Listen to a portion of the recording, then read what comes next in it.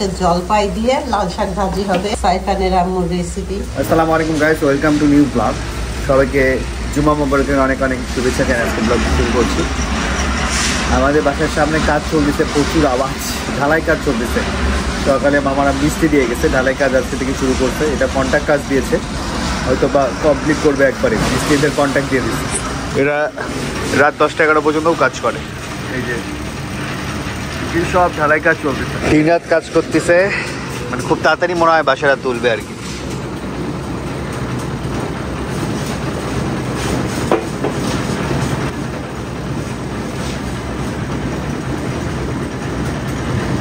সেদিন মামারা মাটি দিছিল কিছু আমার ছাদ বাগানের জন্য।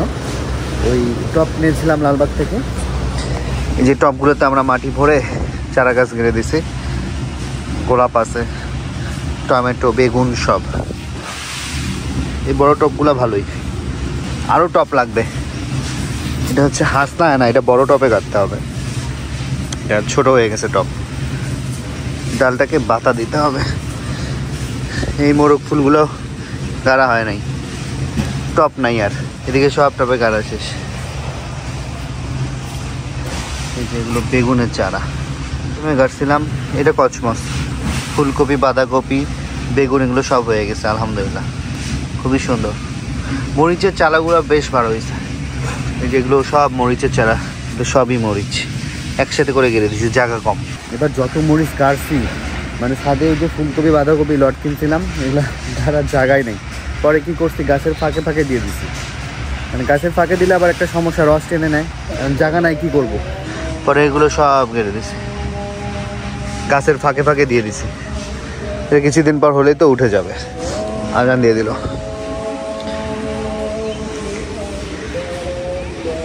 জবা ফুলের শুভেচ্ছা সবাইকে। পোকা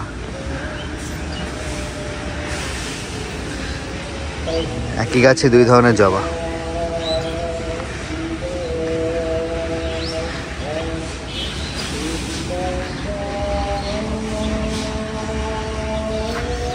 কুমড়া সুন্দর হয়েছে। যে বেগুনগুলো দেখেন সেই দিনই গাছছি, কত বড় বড় গাছ হয়ে গেছে। এই যে এগুলো জাত, গ্রামের জাতগুলো ভালো হয়, দামও কম, জাতও ভালো। এই যে টমেটো দেখেন, আমি 2-3 দিনে গাছছি, কত বড় হয়ে গেছে। এগুলো সব জাত ভালো। এই দেখেন বাঁধাকপি কত বড় হয়ে গেছে, সেই দিনই গাছছি। এই বেগুনটা বেশি বড় হয়েছে, পাতাও বড় হয়ে গেছে। এগুলো তো সব মরিচ গাছ। টমেটোগুলো বেশ বড় হয়েছে। মানে গ্রামের হাটের চারার দামও কম, চারাও অনেক ভালো, লাগালেই খুব সুন্দর হয়ে যায়, কয়েকদিনের মধ্যেই বড় হয়ে যায়। ফুলকপি আর বাঁধাকপি এখানেও বড় বড় হচ্ছে। মরিচও কাটছি আশেপাশে। ফুল দমে কাজকর্ম চলতেছে।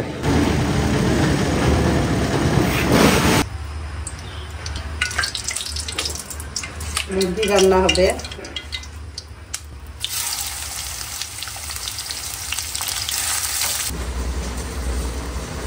এটা হচ্ছে জলপাই দিয়ে লাল শাক ভাজি হবে। সাইফানের আম্মুর রেসিপি। আদা বাটা, রসুন বাটা, জিরা, ধনিয়া গুঁড়া, মরিচের গুঁড়া, লবণ, হলুদ, গরম মশলা, তেজপাতা।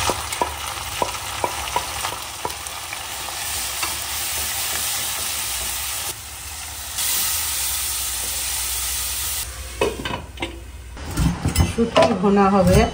এটা কি মাছের শুটকি আমি নাম জানি না।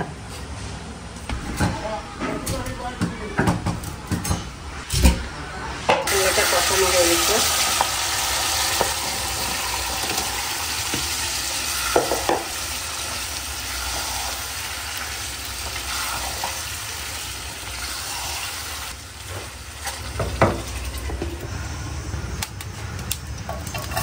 কাঁচামরিচ, পেঁয়াজ আর রসুন ছাড়তে দেবো। এটা হলো রসুন থেতলানো।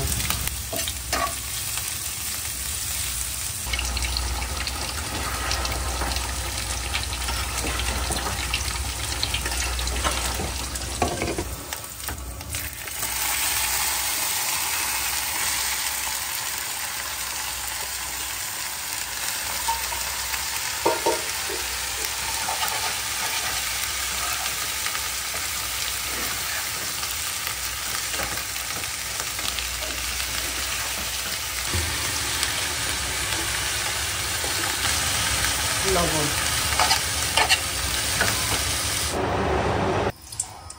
এটা হবে শুটকি রান্না।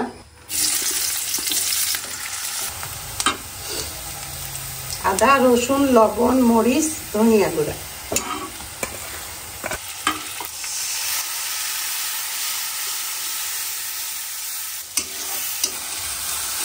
হলুদ গুঁড়া।